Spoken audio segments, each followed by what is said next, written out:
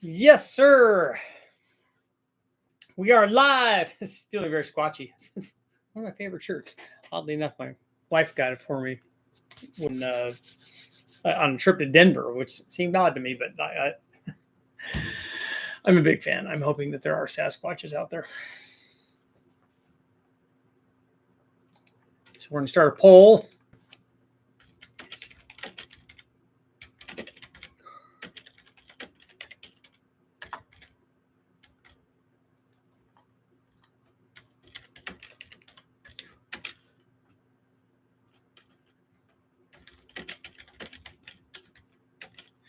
Okay, is your first car that you ever owned? We never forget our first. Is the first car you ever owned your favorite car? Pretty simple. I get asked a lot, obviously, being a car guy, being in the car guy business. You know, what's your favorite car? What's your favorite motor? All of these things. I think a lot of that is because people have their favorites. You get guys that are just Ford guys, or guys that are just Chevy guys, guys that are just Camaro guys, guys that are just, I don't know, BMW Isetta guys, whatever their thing is. And I love that. I salute that. I see a guy that's driving a convertible two-tone Nash Metropolitan. I want to follow him and stop him and talk to him and tell him how cool it is. Because there are just things like that speak to me. And I've had a lot of different cars, lots of weird stuff. Jensen Healey's and 240Zs. My first car was a Camaro. Mustangs. I still have a 5-liter Mustang. Still have a Z. I had an F355 Spider, which was cool, very cool. And one of the cars I owned, and if I were to narrow, like nail me down to my favorite car, I think it's the one in the thumbnail. And I was lucky enough to find one of these things, and at a time when they were new. And now, and like every car, like that, we have a discussion about this. I had a tri-power Corvette that I found, just lucky. I happened to be in the right place at the right time. A guy was just selling his. I got to sell this car for my dad. Just been sitting there, and it was a 69 tri-power Corvette, 68 or 69. And I immediately just turned it and sold it. And I should have done that. And I shouldn't have sold this red and white Ford GT, because not long, although I couldn't afford it, I had to have it, and ended up selling it and buying a house. Or we were at a time where Lisa and I were going to buy a house. And so, a lot of things transpired to get me in a position where I was lucky enough and not really even be able to afford it. But it's an amazing car. And it still is. And it's still very cool. I don't know how practical it is as an everyday driver. It's just a modular motor. It's just an aluminum 5.4 with a blower on it. And so a 4-valve motor with a blower on it, which is awesome. And the thing about that is that it had a lot of room to grow. You could make lots of power, lots of power with these, as evident by eventually John Mahovitz and the gentleman that owns this car. They went 300 in the standing mile. Now, there's another guy out there running around saying, "Oh, I've got the fastest Ford GT." You didn't do it in a standing mile. That's, he's saying, "Oh yeah, we went over 300 or whatever." Great, but you didn't do it in a standing mile. It's not the same thing. You don't get to brag about that. That's like me saying that my Civic is fast because I went 226 miles an hour at Bonneville. Now, a guy that goes 226 miles an hour in the quarter, that's a faster car. But and that's the thing. But at any rate, it shows what the potential is for these kinds of cars. That's an amazing speed. I mean, that car was a genuine 200 plus mile per hour car, top speed. And they did that in the standing mile. So it's an amazing thing that, it's a completely built motor with turbos and all that stuff on it, and lots of boosts and methanol and all the things that you're going to do to make that thing make a bajillion horsepower. And Mahovitz knows a thing or two about making those motors and having them make power and doing that. But the great thing about that car is that it's awesome looking. It has a history. We know the Ford GT40 is not a Ford GT, which is a different car. But the GT40s won Le Mans 4 times, I think. And then there's the famous, Ford versus Ferrari 3-car finish where they put the royal screw job on Ken Miles, which is just but those cars were very, very fast, and this has lineage to that, and did very well. And then the later ones, same kind of thing. But the cool thing is that they have all that stuff, and they looked cool, and it was a Ford supercar, and Ford finally had something that was like, because they had the Mustang, but that Mustang was kind of a competitor for the Camaro. They didn't ever have anything that would like do battle with Corvettes. And then they had a car that won up the Corvette. The Corvette guys can yell and scream all that they want, but I have family members that are Corvette owners, and then they're telling me how great their Corvettes are. And I'm like, look, I'm a fan. I wrote 3 books on LS stuff. So I said, and the LS market is the biggest thing going. I said, so I understand Corvettes. And I said, I think that they're amazing, and they've always been good performers, and they've always been like equivalent or better than their European counterparts for less money. I said, I get it. I get the allure of the Corvette. I mean, you get to wear driving gloves and members only jackets and gold chains. I said, I get all that. That's all really good. I said, but here's the thing. Your car might be faster. It might accelerate better, might handle better, might do all the things. I said, but here's the thing. And at that time, I had that 355 convertible Ferrari with a gated shifter, like God and nature intended. I said, but here's the thing. I said, if you're a car guy, if you're only a Corvette guy, that's one thing. I said, but if you're a car guy, or if you're even more, so if you're just a regular guy, I said, if I go park that red Ferrari next to your car will disappear. I said, nobody will even look at it.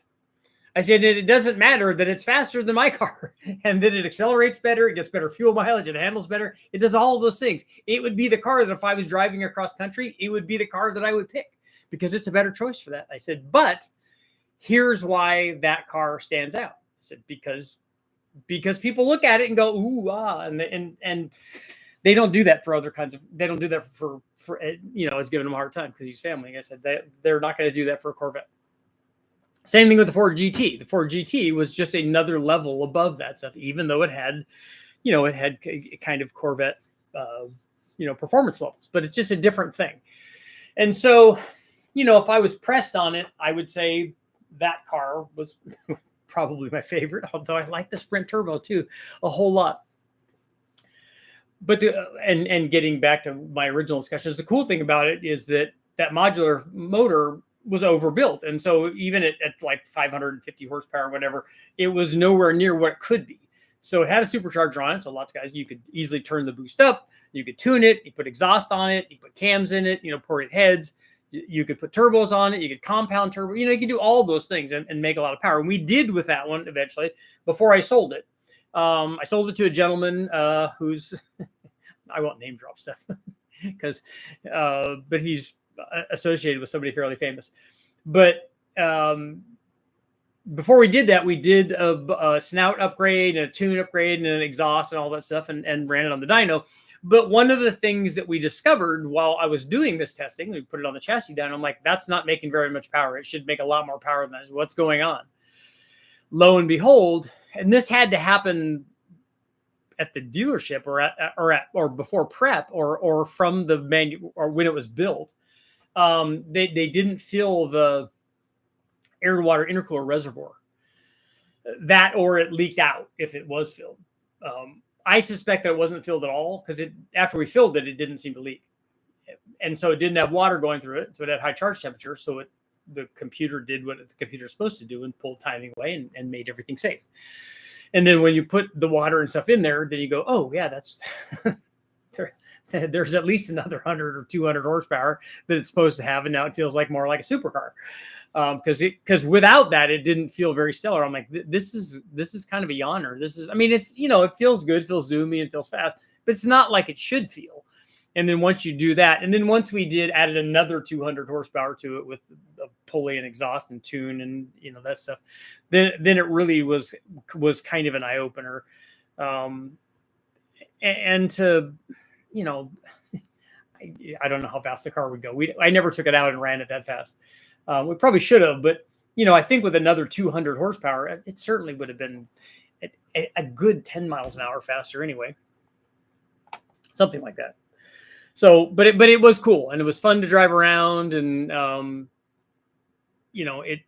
remember driving over to put gas in it. We drove it over to put gas in it, and somebody walked up and said, "Oh, dude, what do you do, man? What do you do for a living?" I'm like, "Yeah, this scenario that you're seeing here is not like a rich guy coming over with his cool car." He says, "Not that at all.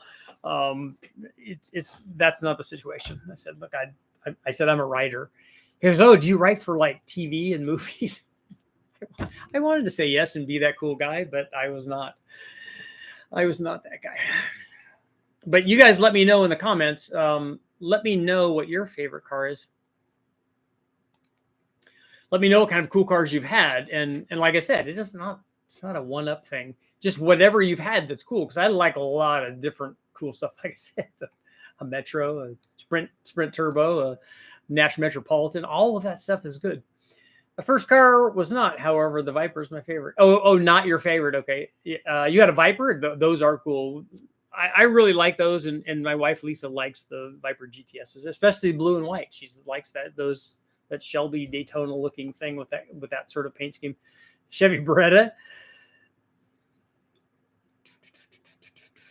E92 M3 4-liter V8. That is a good one. Grading's been a few days since I caught a live. Winston, what's up? 993 RS, also good. Favorite car is the next one. Wow, he just went all Richard on us. My 95 Suburban is not my dream car, though it is my first, and I still have it. Got to go with a 69 Yenko Camaro and Hugger Orange. Did you have one of those, or do you have one of those? That is awesome. Ooh, an R32 GTR Skyline. No, never saw it, or any of our JDM Nissans. Those are cool. I have a guy around the corner that has two Skylines in his garage. Definitely my Fiero. That's very good. Getaway 9340 Econoline half ton. Nice, going all van on us. My favorite car is my dad's 67 fastback turbo small block Mustang. Nice, super custom and insane. That is cool. I bought a Pinto for $40 and an ounce. Nice, that's a good deal. The first car was a 67 fastback 2+2. Not my favorite car since '74 Chevy C10 step side. Cool. For me, and I know a lot of guys like them, the bullet ear cars, not my favorite Mustangs. I like 65, 66 fastbacks better. I like 69 and 70 also better. The stuff after that, not so much. Although I am a sucker for a King Cobra, like a Mustang 2 kind of thing, just like a Disco Trans Am. Although I definitely would want more power, but I don't know, or the Recaro edition stuff, just something about those. 85 RX-7, 12A carb, nice. Neutral dropped it to death. I like the Gen 3 RX-7s. Those I think are my favorite. Also on T56 FD RX-7. Okay, that's a good combination. Current project is my favorite so far. 82 Cutlass Cruiser Wagon. I do like that. Small block Oldsmobile powered. Just needs a turbo on it then. First car I bought with my own money was a VW Beetle. Favorite car is a Ford GT40. They both have the engine in the back. That's close enough. That makes them exactly the same, right? Favorite car is a 91 C4. Okay. Interesting that you're specific about the year of that, but that's good. First car was a Chevette. First car was a 70 Super Beat. Nice. I loved my first car, which was the split bumper Camaro, but it was just a base. Well, it wasn't a base. It was a base motor, a base 2-barrel motor, and a turbo 350 with the the lever shifter on the console, not a column shift turbo 350, but a 2-barrel. But it was a rally sport, so it had the split bumper and rally sport stuff. But it wasn't very fast. 65 Malibu SS, 57 F-150, 82 Fairlane, 70 Charger pistol grip 4-speed. I'm going to have to go Fairlane, Mike. First car was an 85 T-Bird with a 302 in it. Nice. Late 90s Cougar XR7. Acceleration is how I like to gauge fast. So quick. First car was a 1980 short wide C10. 89 Chevy S10 Baja 4x. 69 350 Pontiac Tempest 2-door. Very cool. '81 Corolla. Nice. Members only jackets and the driving gloves. You got to have the driving gloves if you're going to do it. And more than likely, they'll have the Corvette tennis shoes and stuff. First car was a '79 Camaro. You're not interested in owning another '79 Camaro?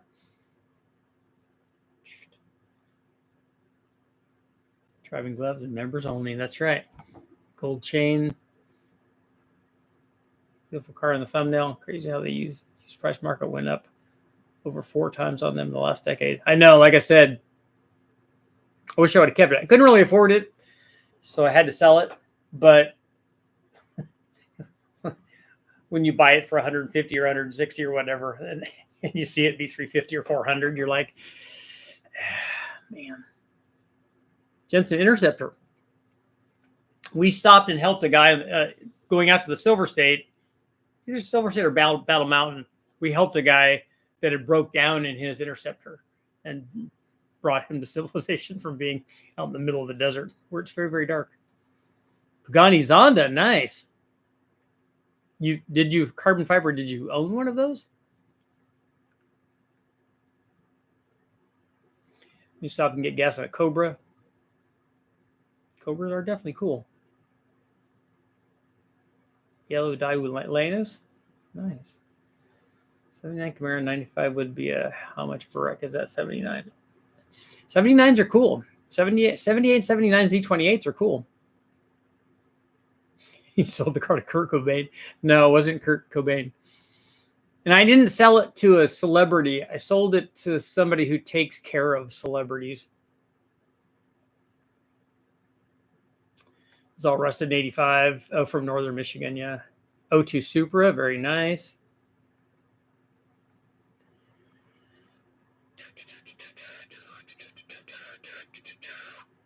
Let's see here. Scrolling. Scrolling,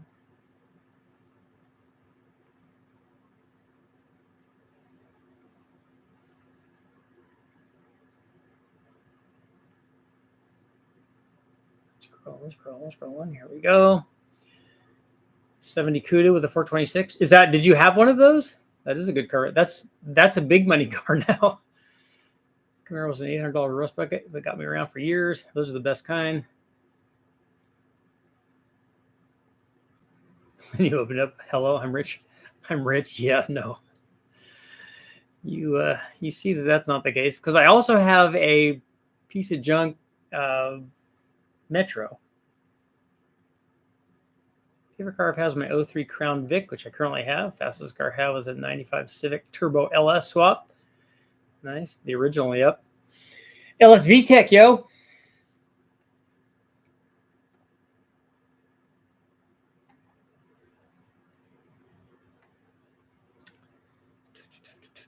I want to build a big block Chevy swap Interceptor. 87 Bronco. 73 240 at the same time. Nice. 78 280. Nice. Ooh, Boss 429. That's a big dollar car, too. The Factory 5 GTM. Nice. 2,500 pounds. 600 horsepower. Those are good. That's very capable. Acura NSX. I owned one of those, too. I had a 91 back when they were affordable. And again, another car which I kept, because those were good cars. It was like a... I always called it a Japanese Ferrari, because it looked fantastic, but it worked like a Civic does. And you just get in it, and that's a car I would just drive everywhere.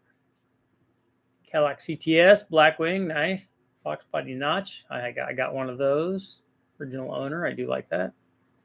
60 Impala, 63 Fairlane, 87 Starion, 88 Supra, 40 Impala, 49 truck. Porsche 911 Turbo. I agree. Definitely one of the ones back in the day. Slightly beater C4 with twin turbos on it. We all know 80s Corollas are the best. I actually like I do like 80s Corollas, but I also like 70s Corollas. 71 Torino 500, points for that. 87 GN, nice. Yeah, and you still have the Grand National? Nice. Is it still running and driving, John? 92 Chevy Z71, regular cab. 5.5 speed. Rancher Lee, oh, you're building a 70 Chevelle? That's the next car that I want, is a 70, 71, 72 Chevelle. Pass on a GT because it was red. I wanted white or blue.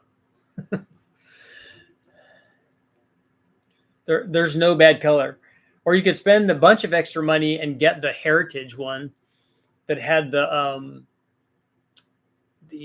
Gulf wire colors on it. It was pretty cool, but it was a lot more money though. 65, 66 fastback Mustang or 70 big block Chevelle with a 4-speed. Yeah, those are all good. First car was a 68 Camaro. Now planning on redoing the whole car for the second time. 76 Marco. Wow, Polo.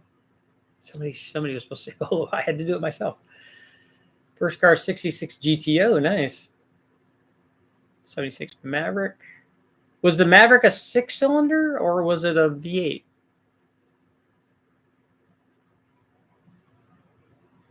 Why does the Pontiac F-body from the 70s look and feel huge compared to the Camaro? It's the same. It might have a little more overhang because of the way they did the noses and stuff, but it's the same car, yeah. 66 R code 427 Fairlane 4-speed. Nice. That's another big money car. Mitsubishi Starion, not a Corolla. Yeah, Starion's that's a different car.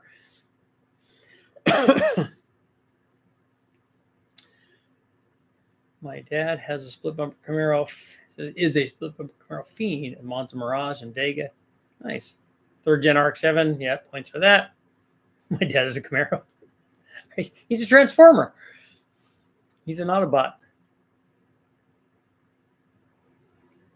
Would like to have a 2-door Fairlane back for a Cleveland build. First car was a 92 Corvette. I bought it in pieces. I still have it.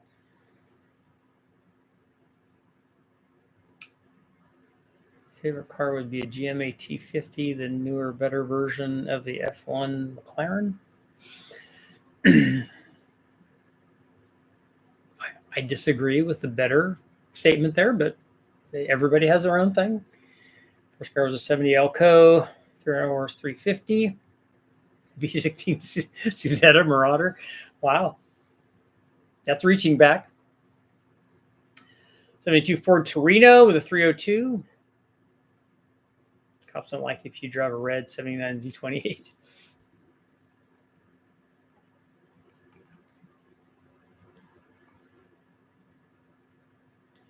Toyota 2000 GT, yes. Big points there. James Bond car.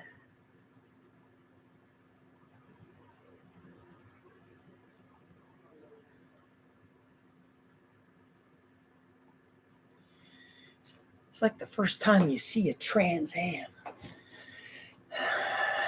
A dream car in the Pagani. Yeah, that would be for all of us. 87, 88 Thunderbird Turbo Coupe, yes, and also Super Coupe. So which one do people like better, the Turbo Coupe or the Super Coupe? First car truck was an 84 C30 Dually, 454, blew it up. Nice.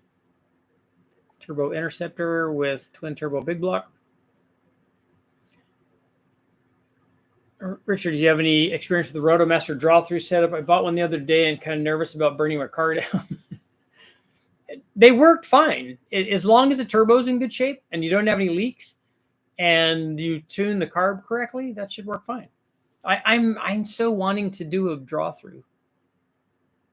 67 GTO, nice. Jaguar XKE Coupe. Not a coupe and not a convertible. I would go with a convertible. I like the XKEs, but I would definitely still go with the convertible. E46 BMW M Coupe. Oh, so you're the coupe guy. You're the coupe. 79 Z28 was a dog, unless it had an R54 put in it. 66 Impalas, big block Impalas I like. 454 put in it. Yeah, they didn't come stock that way. Currently have a 78 Triumph Spitfire. Wow. I do like Spitfires. my friend and I were arguing. He got a 69 Camaro and I got a 70. And then we were looking at the import cars. He likes Spitfires, which I like them too. I think they look good. I was looking at a TR6. I'm kind of glad I didn't buy that. I kind of really just wanted a 6-cylinder with side draft Webers on it. And that's kind of why I wanted that car. But the TR6 spoke to me for some reason, even though they were rust buckets and and just not great for a beginner car guy thing. The Z that I bought was a much better choice, and I could have side drafts on that. And it worked and ran and was, was not a problem like I'm sure that the TR6 would have been. How many of these cars are in Jay Lone's garage and can he fit in them? Sunbeam Tigers, yeah, I would imagine. I've been close to quite a few of those when I was out at the Shelby meets, and the Sunbeam guys were there too. Unfortunately, I don't think I'll ever have a 70 CUDA, but I do have a 71 Demon. Nice, 340 car. That's good. First car, 72 Maverick Grabber. Ooh, 120 horsepower, 200 inline 6. 25 miles per gallon on the freeway, though. First car was a 57 Chevy pickup with a straight 6. Nice. 63 Fairlane. I like. Toyota Corolla wagon. Nice Corolla, flipped in spectacular fashion. Uh-oh. 71 Torino, 500, 9-inch rear, 351 Cleveland. I do like those Torinos.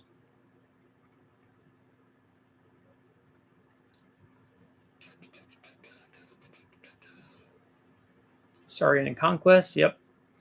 So do you like the slab side ones, or do you like the ones that had the flares on them with the intercoolers?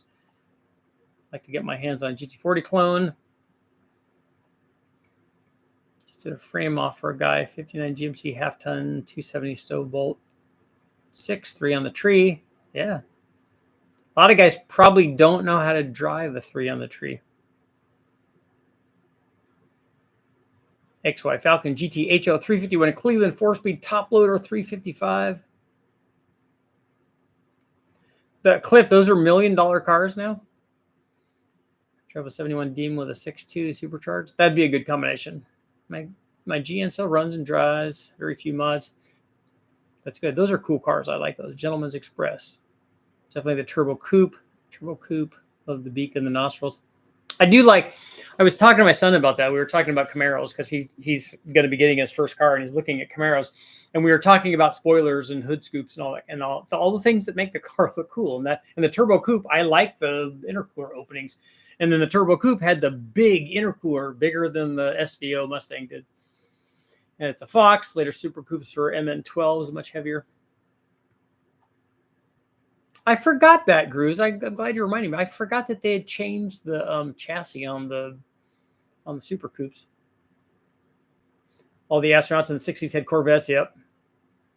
I like the fact that they brought all the astronauts up in Airstream trailers and even the driving ones, which were really cool.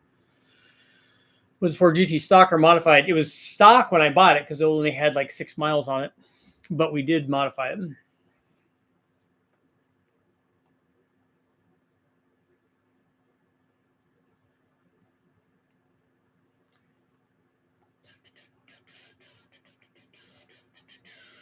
Disco Trans Am would be my favorite attainable car. Of the body, but the front bumper was distinguished. Triumph GT Plus 6 was fun to drive with dual side drafts. 56 Chevy 310 with the 396. Nice. 77 step-side GMC column shift. I like it. Hunter green. Ford Australia did its own custom solid lifter camshaft with a stock US M code. Come to think of it, there's a 66 Dodge Polara convertible Texas car for sale. Cool. I told my sons I won't buy another convertible anything unless it has a manual top. I don't like electric convertible tops. I've had a couple of them, and every one of them have broken. 89 Pontiac GTA.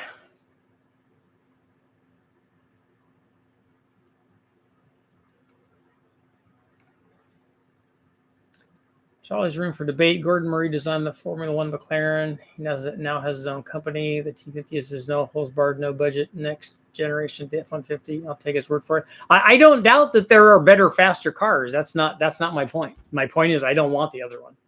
I want the McLaren F1.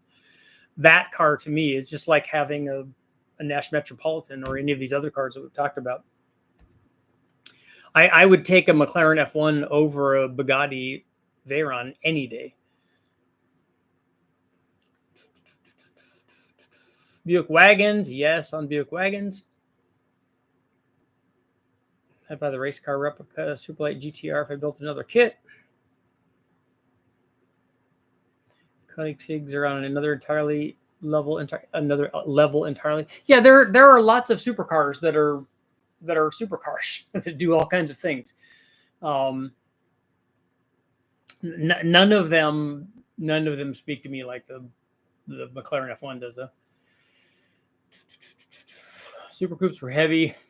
My 90 automatic was 3750 at the track. The IRS rear suspension was heavy. Did they have an iron center section, or was it aluminum? Like the 2015 Z28. Yep, that's good.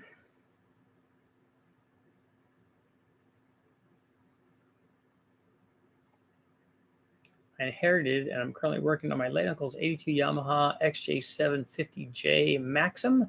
Trying to get it ready to ride by next summer. T50 has 1,000 horsepower Cosworth that's stress membered, just built for the T50. Very cool. Elon totaled the McLaren F1. I think Gordon Murray also crashed one when they just came out. Any plans on dyno testing any of the Summit's new retrofit roller cams? What platform are they for?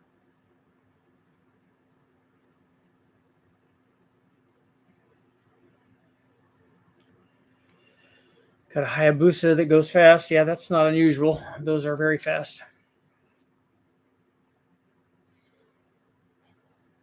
No stock Hayabusa will run with the stock McLaren F1. It won't go nearly as fast.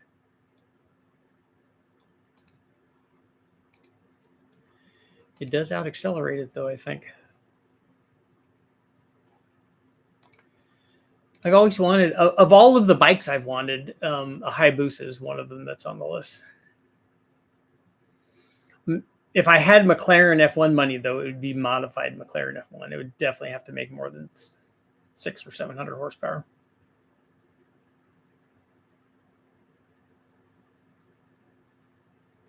Yeah, the NSXs are not cheap anymore. All of those, the Gen 3 RX-7, any of the Skylines, all of that stuff is just ridiculous.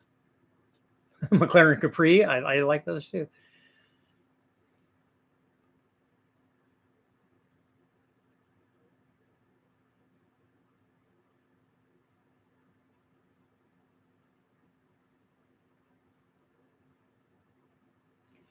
Everyone forgets the Callaway Sledgehammer. Nobody forgets that, but that's not a production car, though. That was a highly modified Corvette, but it's not. It's not Bugatti Veyron, though. Now they have cars that are trying to go 300. Cosworth Vega should have had turbos. That would have been cool. It was like the 90s 4.6 Mercury Cougars. I like a Cougar Eliminator, too. I like those. 70, I think. Like R1s, yep.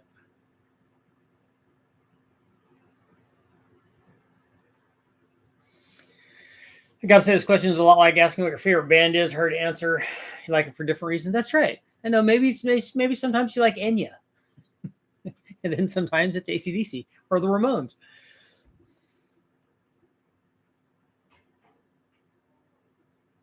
Any experience running high lift, big duration cams with a Holley Sniper TBI system? No, I haven't done a lot of tuning with a Holley TBI setup.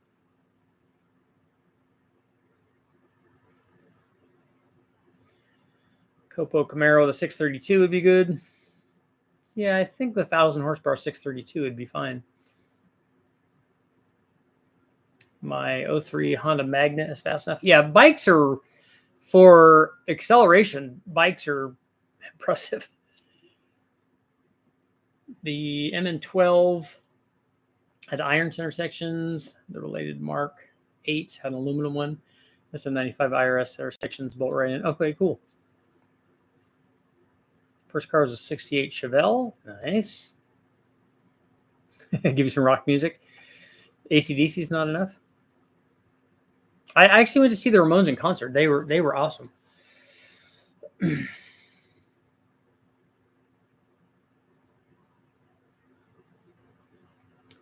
T50 wasn't even built to be faster, just a better driver's car. I like the fact that it makes that much power. That's awesome. Like I said, my McLaren F1 would have to be boosted. It'd have to make more power than that. Sledgehammer was drivable though and went faster than a F1. There are lots of cars that are faster. That's not all of the ones that we were just talking about are faster than that. But a Sledgehammer was a wildly modified Corvette, a dedicated build to go fast. A McLaren F1 was a production car, albeit an exotic car. That's like comparing my Civic to something like that. Bought a running 67 Fastback in 2000 for $2,700. Still own the car. Nice. I wanted one because of Bullet. There you go. The basic Callaway Sledgehammer engine package with a little extra did 300 at Bonneville on an F-body Trans Am. The capacity was 383 on the Salt. That's way underselling it, Dean. It's not a basic Callaway Sledgehammer package. I know what it took for them to go 300, and it was not an easy thing. Just learned recently the new Chargers and Challengers are Mercedes E-Class chassis. I like to have the Callaway Cowboy Corvette SS450 or Silverado, the bank supercharged. 1,200 horsepower is a lot. Top loaders have sequential add-ons now. Never been to a concert before. Can settle for a small block Ford with long tubes, off-road H5s, and Flowmasters. Hey, that's music, right? I remember after I moved down here to go to school, moved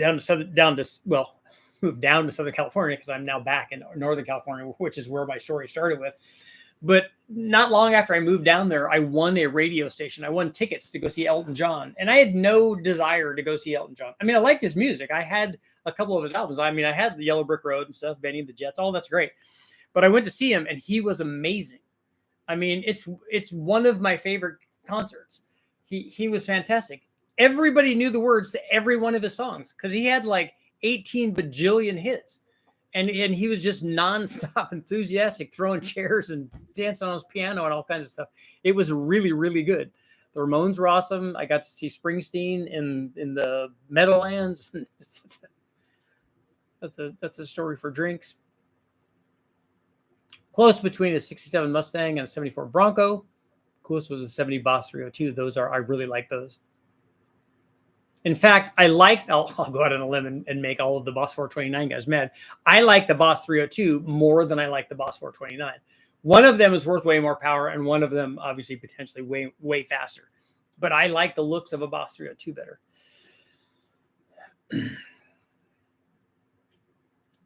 One of my absolute favorite all-time cars was a Pantera.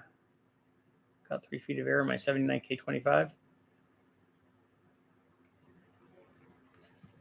Yeah, it's a lot extra. Panteras are cool. I do like them. I like the fact that you can lift up the deck lid and see the engine. And then all the Panteras that we saw, very rarely have I ever seen like stock ones with like stock air cleaners and all that stuff on them. They're all fancied up. They have, the bundle of snakes exhaust, IR manifolds on them, turbos on them, all kinds of stuff. There was a bunch of them that would come out. There'd be 6 or 8 of them every time that we had the Silver State. For a long time, none of them would finish. Can never own too many cars. 73 Big Block Chevelle, 74 El Camino. Triumph feels crazy because I can touch the ground out the window. I know it feels like when you're in a car that low that if you have your arm hanging out the window that it feels like you're going to be a knuckle dragger. Panteras are money now too. Yeah, Pantera graveyard. That's right. There were some fast Panteras. Junior, not Junior Johnson. I can't remember his name, but he brought one out that was a 200 plus mile an hour car because it was a stroker 460 base motor that he had in it that made a bajillion horsepower. Or Supra deserves a mention. Okay. Old school anyone 351 Cleveland or Buick 3.8. Yeah, GNX is good. See, I like the Cleveland in the 71 Mustang, but I'm not thrilled about the body style. I think that they're cool. I give them way more props than most people just dismiss them and say they're ugly or whatever. I don't think that that's the case because that car is as fast as any other small block one.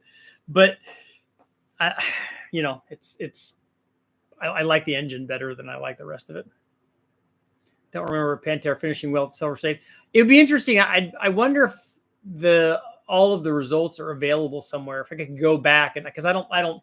We had a bunch of sheets all the time that we had with us, but I don't think I kept them. So it'd be interesting to see what the highest placing Pantera would be. Pantera's just a heavy MR2. I owned an MR2 also, which I had another car that I liked. Mine was an 86. First car was an 86 Chevy Nova hatch, 5-speed. Nice. What happened to all the dirty Regals and Monte Carlos? You used to see a lot of those in the wrecking yard. My father-in-law always mentioned the stage one Buick GS. That like a GSX is a really, really cool car. I could see myself owning one of those and not a 70 or 71 or 72.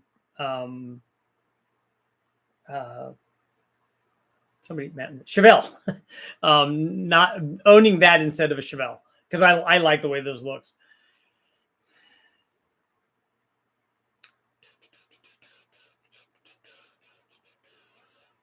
Variable ratio power steering. Ooh. How did they do variable ratio power steering? Was it a multiple pulley or something? I have a couple of 78 to 80 Regals. I want to build a 90s LS4 Lexus with a turbo 5.3. Oh, an LS400. Okay, there's a little heart there, so I can't see. I'm like, LS4.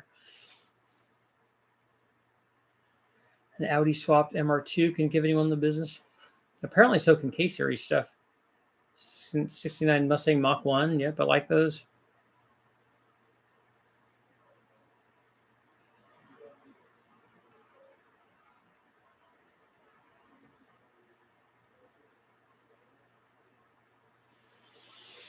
Yep, 71 Mustang. It's too bad that that in the movie, in the original Gone in 60 Seconds, that Eleanor, because his car, the car was a Mach 1, right? And it should have been a Boss because it should have been cool. I mean, if he's going to use that body style, it at least should have been a Boss 351 because then it would have been like even more special because a Mach 1 was not that special.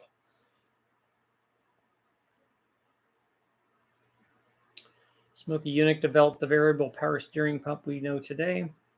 I know, but somebody tell me how the variable power steering works. What are they doing? Are they valving it or something?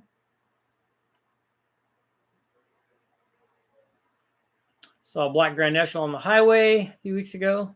Looked well kept. 15.7 on center, 13.2 on the lock. 73 Buick Centurion, nice. There's room for you and 8 friends. And I remember being on my friend's Cadillac that had a 500 in it, and that's what it was like. It was very boaty, but you could put you and a whole family of gypsies in there.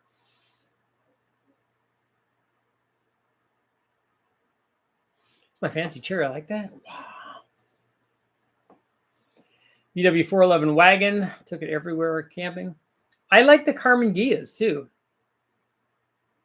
Great alien technology. It is. It really is. Emerge. It's all a big conspiracy anyways.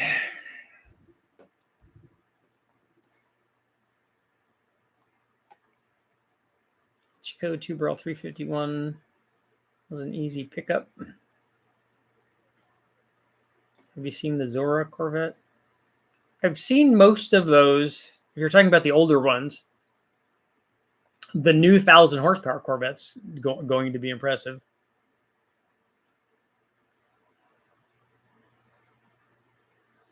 Australian Arthur Bishop designed the recirculating ball unit with a taper to gear up the steering and unlock. Okay, cool.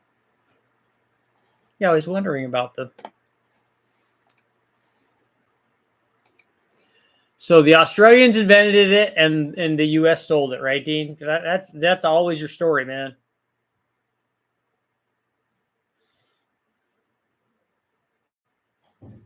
It's always about us not doing anything. Like I'm part of that.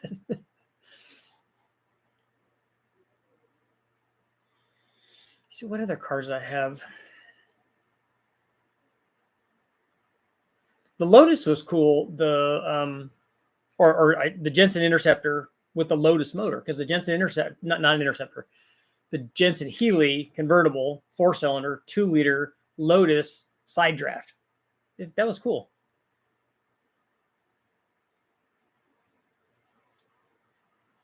You want 6,000 for a clean engineless GN, and I just don't want to spend that.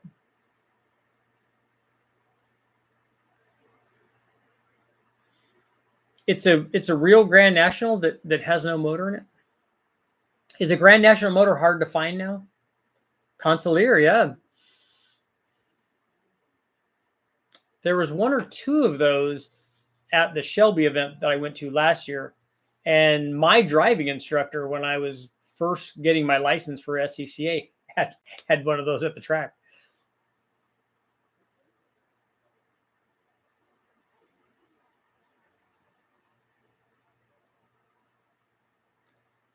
Audi swap 928 Porsche would be nice. What are you? What's with the Audi stuff? Like, what Audi motor are you wanting to swap in there?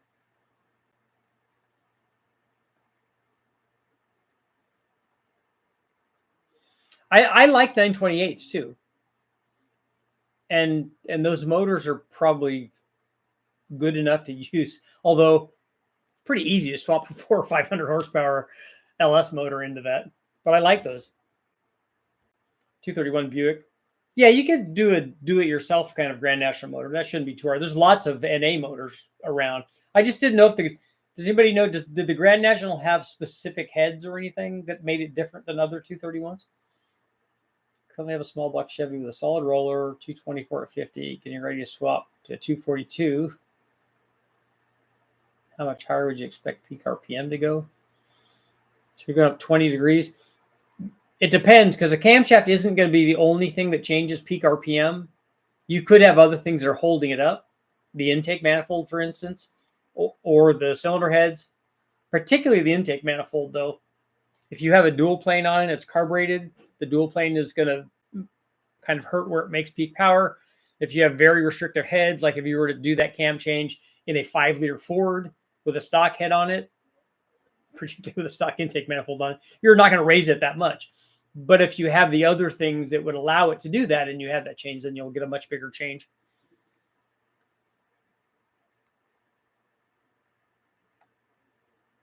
Back in the 90s, a coworker had a Porsche 928. It was fun to drive, but I bet the LS swap would do it good.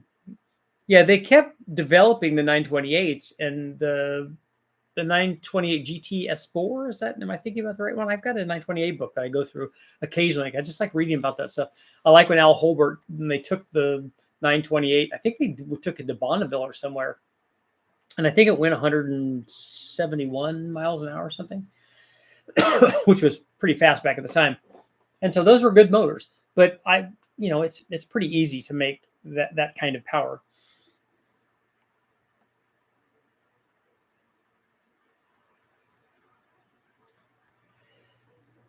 Going to be performer RPM and ported stock head. So what motor is this, Harley? Did you tell me? A small block Chevy. Okay. Yeah, if you have stock iron heads on it, you do that change. I'm thinking it's going to be 700 or 800 horsepower.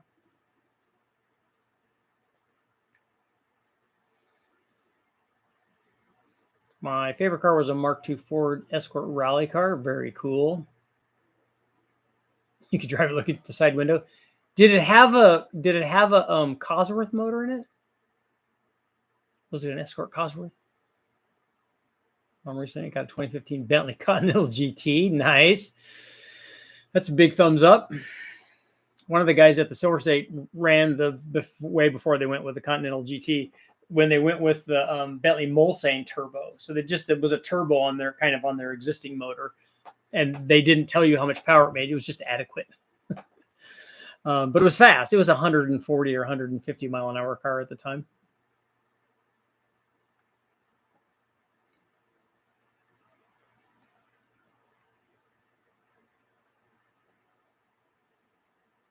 My best friend had a Fiero with a small block 350. I remember the guys doing the swaps in the Zs, obviously, but also in the 914s, and those were cool.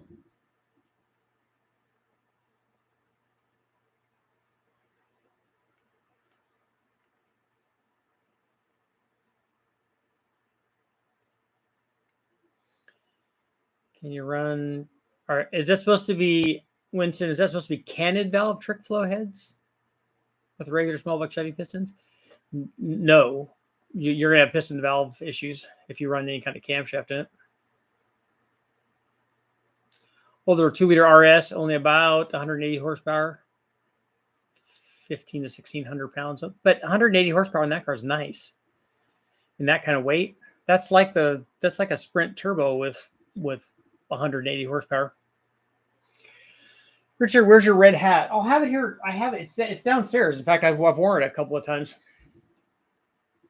What do you know about the Honda Del Sol? You mean like the one that I won the U.S. Touring Car Championship with? I know a lot about those.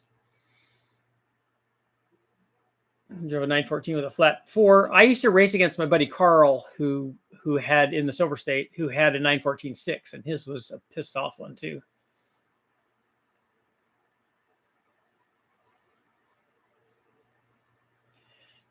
Decades ago when I was at Lexus, I never knew a car could be so quiet, turned like butter. Yeah, I remember when this is way back when Turbo Magazine, I was doing stuff for Kip, and the way that they were describing the then fairly new Lexus and Infinities is that the Lexus is the car that you wanted to be driven to Vegas, let's say. The Infinity is the car that you wanted to drive, because one of them was more engaging, but one of them was a lot smoother and nicer to ride in.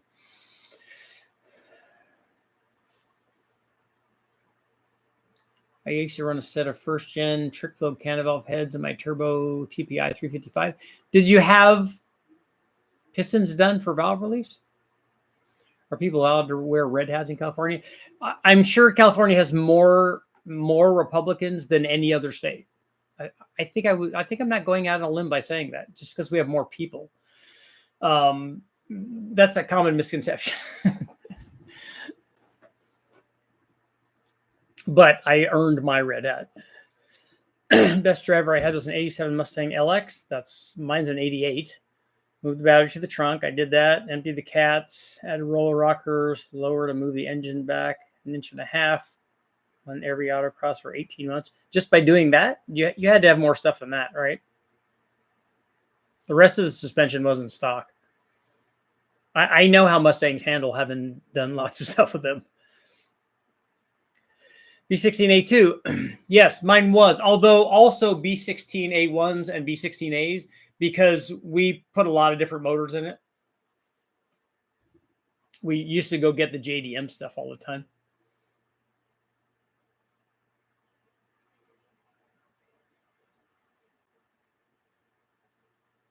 So Del Sol is my first ever car, which I do to get some more horsepower out of it. Does your Del Sol have a B16 in it? Is it an SI, or does it have a D16? A single cam. Get 145 in my Infiniti Q45. That's pretty fast. My daily driver is a Lexus GS430. Nice. Ooh, there you go, Neil. RS200. I've ridden in one of those, and it was like a full, it's a fully built one. He said it made 720. I don't know. Riding it, it was really impressive. I rode in it with a really good driver, and they also had Audi sport quattros. And then later on, they had 959s and all kinds of cool stuff. They were big money guys, but also really good drivers. The Sons were really good drivers, and they ended up breaking a belt on that thing. But riding up the thing with him was an impressive deal. It was an amazing car, and I love those cars. Those are amazing. I have a D15 B7 in the Del Sol. You do. But any Honda will respond to a lesser extent, like a header and an air intake and that kind of stuff. And that'll make it sound better and it'll help with a little bit of power. But boost is the best way to go.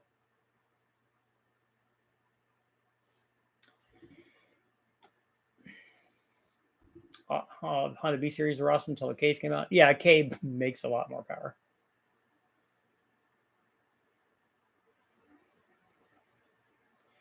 My favorite car was a 99 Intrepid. Dean, which car are you talking about? 296 horsepower? Is that one of the Cosworth motors that you're talking about? 1994S, okay. My first car was a 98 Suburban. Had a 94 Civic Coupe with a B20 in it. Cool. Now you're putting a 5.3 in a Nova. That's good.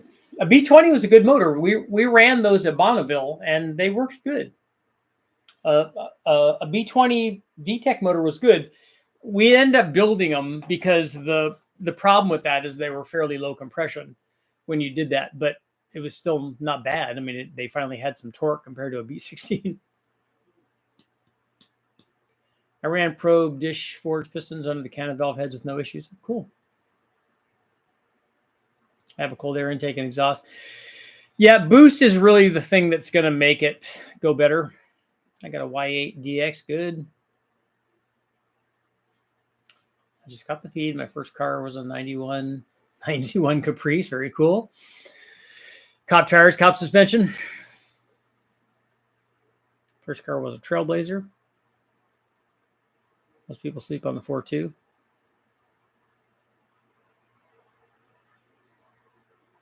Glad you did a video showing the potential on it. On the same boost, it made more than a 5.3. I don't think that that's accurate because it doesn't make the same NA power as the 5.3 does.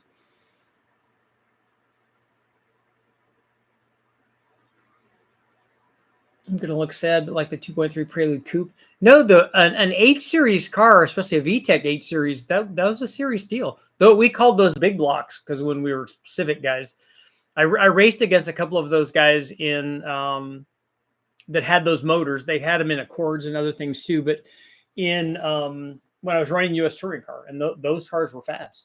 I mean, the motors were very, very torquey. We didn't have torque in B16s. We just had RPM and gear. Just painted a 74 Duster for a guy. It's got a RX-7 front suspension. Wow. Does boost harm the engine? A lot of minimal. No, if the tune is right, you can run boost for years and years and years and years and not have any problems. Dream cars are a Ford Mustang Terminator. I do like the 0304 Cobras. Those are nice.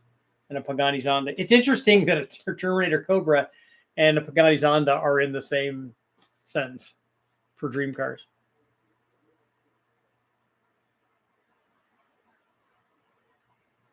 H22 is manual. H23 is automatic. Boost can harm an engine fast if it's not tuned.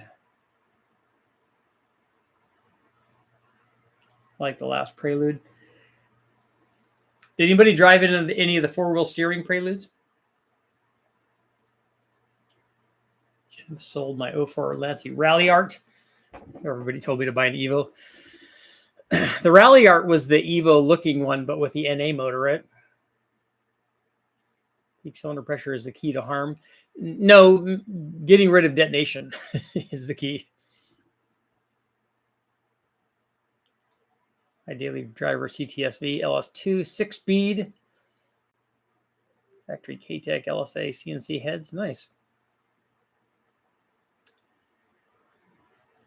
1977 Zack Speed Escort Mark II, Group A, a smaller Capri Zack Speed.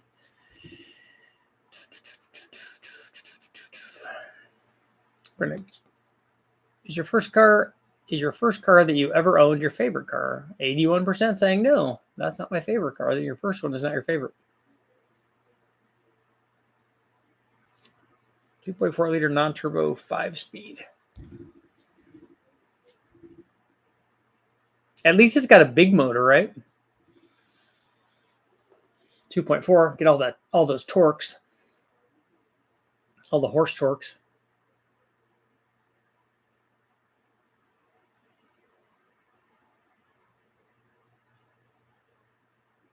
And might let a rear steer prelude into a curb. Yeah, that's not good. Curbingham's never good. That always goes bad for things like wheels and brakes and control arms.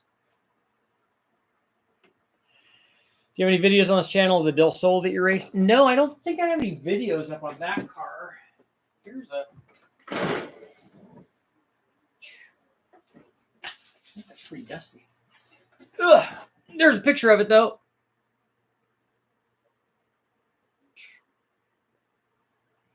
It's painted because the name of our, since we were running B series engines, the name of our race team was Killer Bee Racing, and so we painted it to look like a bee. Although we never put the stinger on the back of it, which we definitely should have.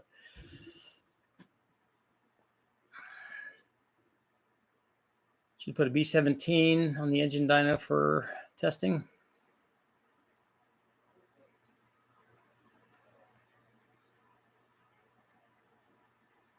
Are you talking about the B17, the early GSR motor? We've run those on the chassis dyno before. A B17C. First car was a hot air Grand National. So 85 or 84 or something. First car, not my favorite, E3318. Nice. Yeah, Dean, pocket rockets are good.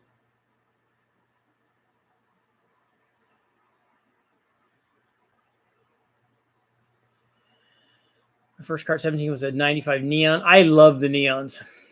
Promised myself to never own a Dodge again. I loved watching the Neon Challenge guys race. That was awesome. Your lead photo looks like a new GT40. It's a Ford GT. It's a 2005.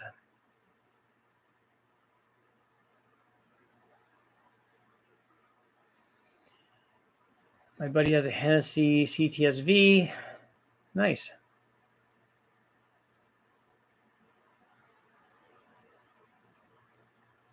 First car was a 92 IROC. When I bought my Mustang, I was looking at the Camaros of the time. 85 Grand National. Had Kenny Bill chip in it. They knew a thing or two about those.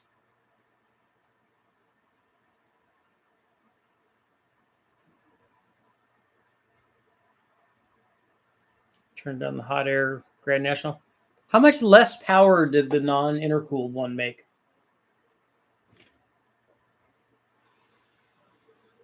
VTEC, almost as pivotal as Boost Tech. That's right. Hey, you got VTEC and then BTEC.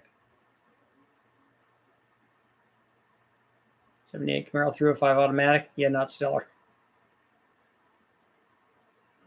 Chrysler's original plan for the Neon was a 2-stroke triple. Wow.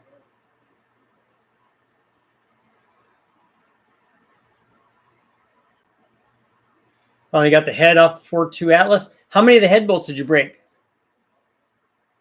Have you tested the Honey Badger cam? I haven't. That's a great name, though.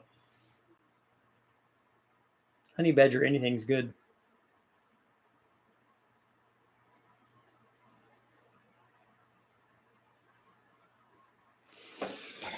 Now I want to look that up.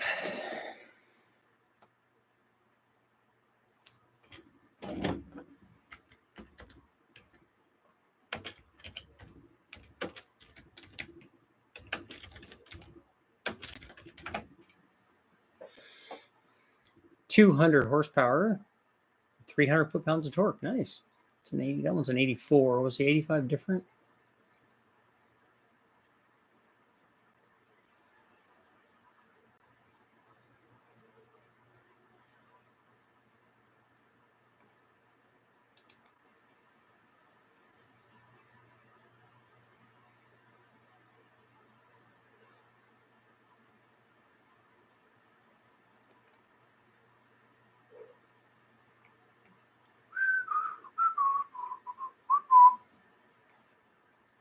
Great. Now I'm going to go down this rabbit hole again.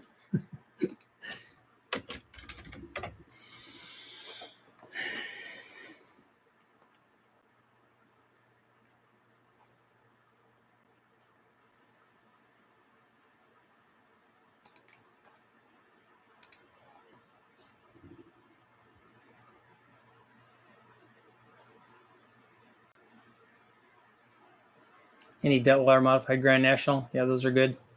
Kenny built a bunch of those too.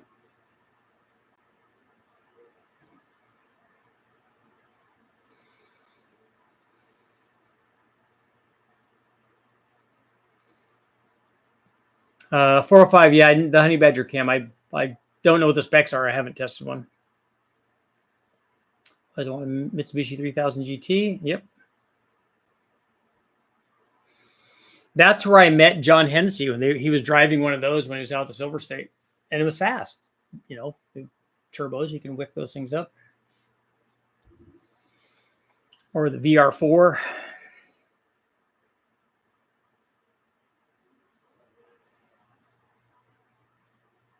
For Proving Grounds, I saw 67 GT40 alongside a 2005 GT, both in Gulf livery. They were stunning. That is cool.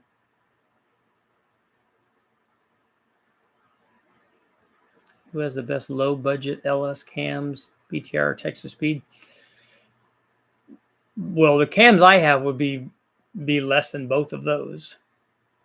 I don't think either one of those guys have low budget cams. I think that Grooves, a GT40 would be a smaller car than the Ford GT, right? Than the 05 car.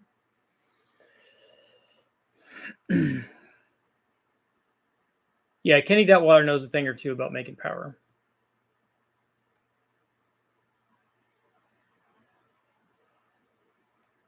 This young teen, I drove around my dad's W124 300E. Is that the what was the? Was it not the Sledgehammer? Something like that. What was the nickname for the AMG 300?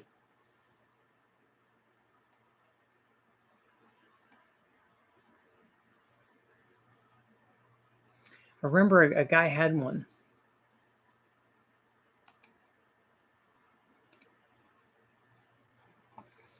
Buddy of mine had one. It's not a Sledgehammer, right? Was that what it is?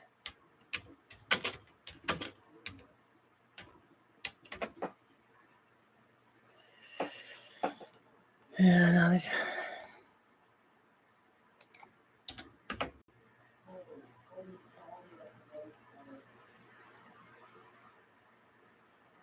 Nah, wouldn't. Yeah. There was the big motor and the small chassis. I can't remember what the name was.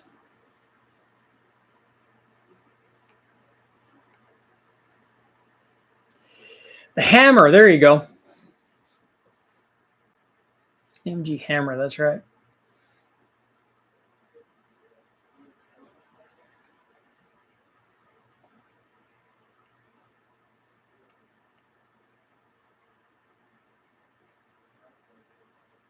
PR6 with a turbo. Yep, those are cool. Remember the badass version of the Neon? That was an SRT4.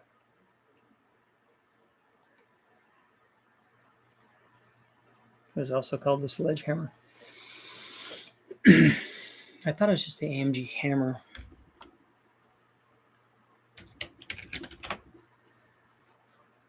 (1986) Mercedes-Benz AMG Hammer.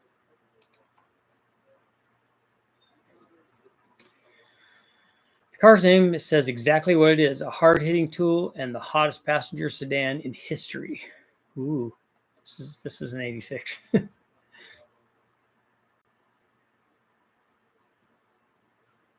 Hammer means in German precisely what it means in English.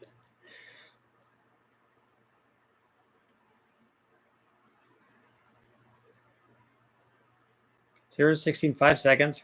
Hurtled through the quarter mile at 13.5 at 107 and pounded flat out at 178 miles an hour. In 1986, That's probably faster than top speed than a 911 turbo was back then.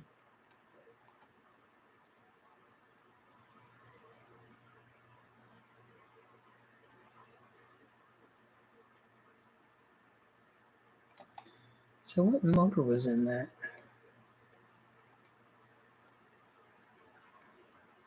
5.5 liter V8.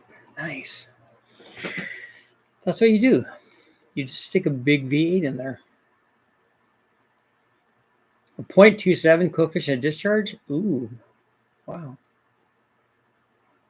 Those side skirts, tail skirts. Said to cut the European 300 ease drag from 2.9 to 2.5. And a 224 final drive. Man. How much power did this thing make? 355 horsepower, 388 foot-pounds. 86, that's pretty stellar.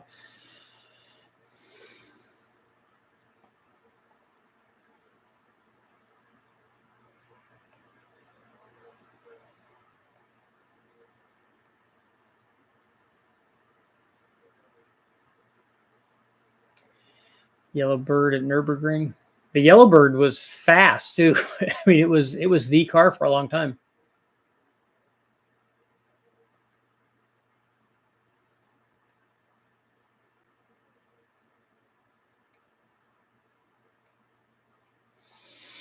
And on that note, you guys always make me stay too late. It's because I got my Sasquatch shirt on. On that note, it is time to go, but I will see you guys all tomorrow. Tomorrow. That's right.